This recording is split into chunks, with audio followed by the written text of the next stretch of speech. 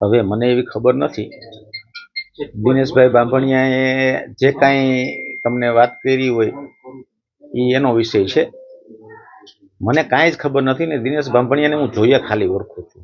મારે એની યાર કાંઈ લેવા દેવા નથી. હું સરદારધામનો પણ કાર્યકર્તા છું અને ખોડલધામનો પણ કાર્યકર્તા છું. બંને જગ્યાએ જે જવાબદારી મને સોંપે એ હું કરતો રહ્યો છું અત્યાર સુધી અને હજી પણ કરવા તૈયાર છું. મારે એવી સોપારી લેવાની કોઈ જરૂર નથી. જો દિનેશભાઈએ કીધું હોય તો એ આવે મારી પાસે પ્રૂફ લઈને સાબિત કરી દે. અમારે કોઈ પાર્ટી પ્લોટમાં આ બાબતની મિટિંગ નથી થઈ.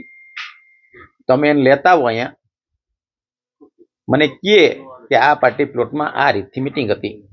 જો એ સાબિત કરી દે કે મેં આવી કાંઈ ચર્ચા કરી છે કે સોપારી લીધી છે તો હું જાહેર જીવન છોડી દઈશ. સાહેબ, આ લોકો બધા ક્રિમિનલ માઇન્ડ છે અને આ બધાને આ બધું ફાવતું હોય.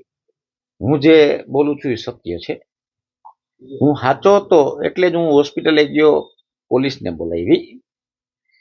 એ જો સાચો હોત તો એને ભાગતું ફરવાની શું જરૂર હતી? એ તો ખાતાનો માણસ છે, થોડી તો શરમ ભરે ને ખાતું. પણ જ્યારે ખોટા માણસો આ રીતથી કરતા હોય તો એવા બ્લેમ કરે, એમાં મારે કાંઈ જવાબ દેવાની જરૂર નથી. એ કાયદાનું કામ કરશે. મેં જે હતું એ દર્શાવ્યું છે, એમાં 1% કાંઈ ખોટું નથી. ભાઈ, પોલીસ અને કાયદો જે નક્કી કરશે એ મને માન્ય છે. મેં ક્યાં ખોટી? મેં તો છે એવી હકીકત જ કીધી છે. શું પુરાવો?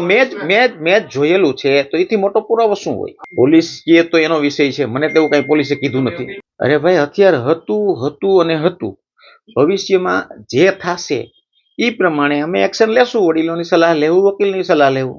સાંજ સમાચાર ફેસબુક પેજને લાઇક કરો, વિડીયો શેર કરો અને વધુ વિગતવાર સમાચાર માટે sanssamachar.net વિઝિટ કરો.